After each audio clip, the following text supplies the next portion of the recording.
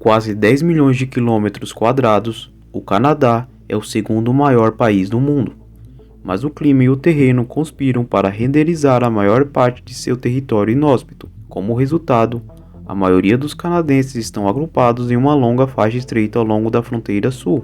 A geografia do sul permite o apoio a grandes centros populacionais, mas no caso do Canadá, essa população está distribuída de forma desigual do Atlântico ao Pacífico. Administrar uma sociedade em uma distância tão vasta não é fácil. Cada região tem seu próprio conjunto de políticas e necessidades econômicas.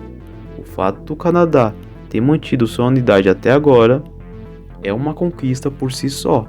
Então, vamos falar sobre o verdadeiro norte e saídas da geopolítica canadense. Seja muito bem-vindo ao Caspian Report Brasil. Escondido na América do Norte, o Canadá é isolado de ameaças provenientes de outros continentes, com os oceanos Pacífico e Atlântico constituindo a primeira linha de defesa. O que molda a geopolítica canadense mais do que qualquer outra coisa são suas características geográficas internas. Você verá que cerca de 80% da massa de terra do país consiste em um terreno semiártico inóspito. Pessoas ainda assim podem sobreviver em tais ambientes, mas não em grandes comunidades. Explica porque a maioria dos 37 milhões de cidadãos canadenses vivem ao longo do litoral ou da longa faixa estreita, que se estende ao longo da fronteira com os Estados Unidos. Essa faixa, com cerca de 160 km de profundidade e cerca de 7 mil km de comprimento, é uma das mais importantes características do país. Para todos os efeitos, é a forma real do Canadá, mas ser vizinho de uma superpotência não é para os fracos. Escrito pelo primeiro-ministro Trudeau como dormindo ao lado de um elefante, as influências de Washington muitas vezes é intensamente sentida em toda a política canadense. Felizmente, Ottawa e Washington têm estado em bons termos desde 1815 e os laços econômicos refletem essa relação. A maior parte dos Estados Unidos conta com o Canadá como seu principal destino de exportação, enquanto as indústrias canadenses consideram os Estados Unidos seu maior parceiro comercial.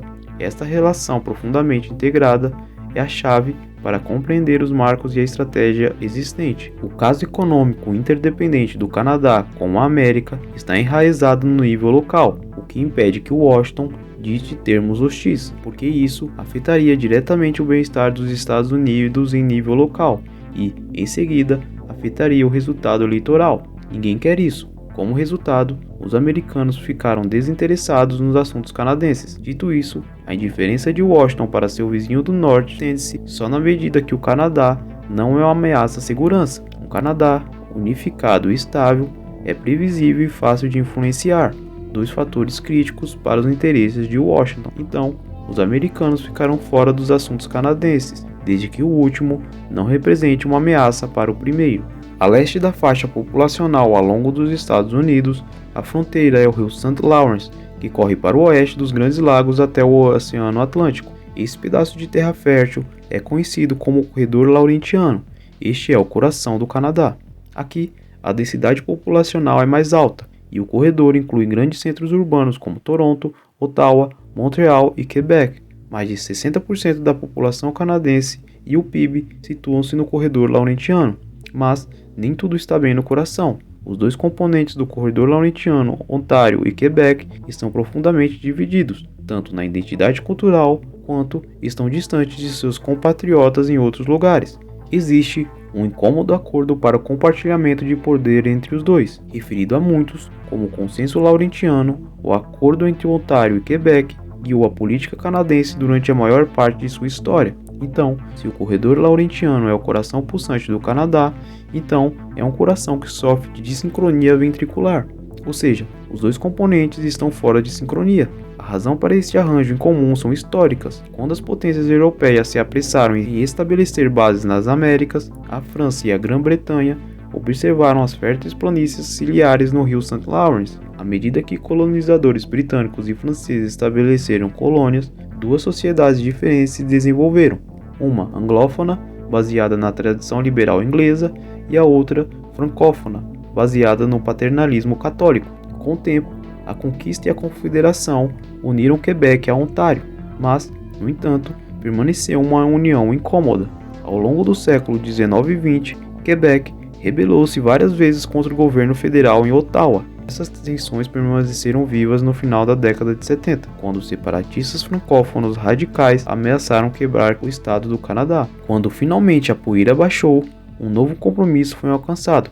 De agora em diante, Ottawa compraria a fidelidade de Quebec através da proteção dos francófonos, direitos culturais e subsidiando a economia quebequense. A fórmula alcançou resultados mistos, pacificou a independência do movimento de Quebec, mas o tratamento especial dado a Quebec gravemente às outras províncias do Canadá.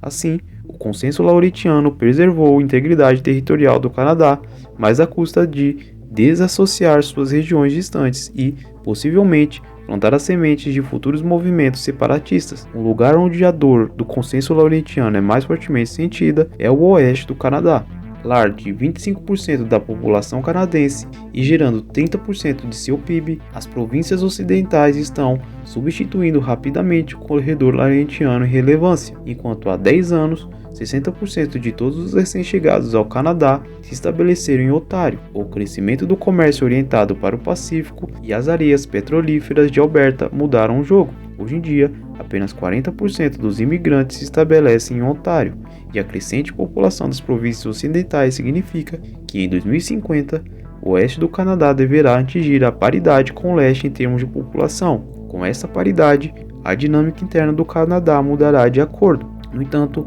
apesar do crescimento demográfico, o oeste do Canadá também pode ser dividido em componentes muito parecidos com a divisão no corredor laurentiano.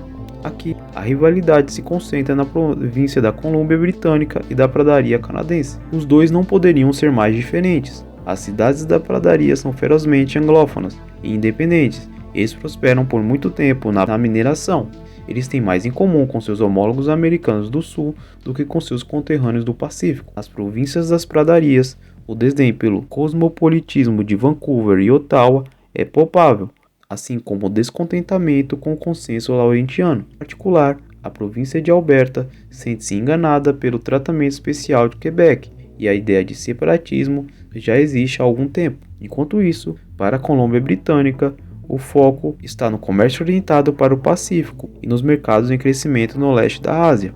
À medida que a economia da China cresceu ao longo das décadas, a importância da costa pacífica do Canadá também cresceu. Separado das províncias da Pradaria por intransitáveis montanhas rochosas, os centros populacionais costeiros da Colômbia Britânica desenvolveram uma cultura cosmopolita bem diferente do espírito dos homens da Pradaria. Em conjunto, muitas regiões canadenses, sejam Quebec, Ottawa, Alberta ou Vancouver, olham para o futuro de maneiras muito diferentes. Essa geografia peculiar transformou o país em uma confederação, em vez da federação que afirma ser.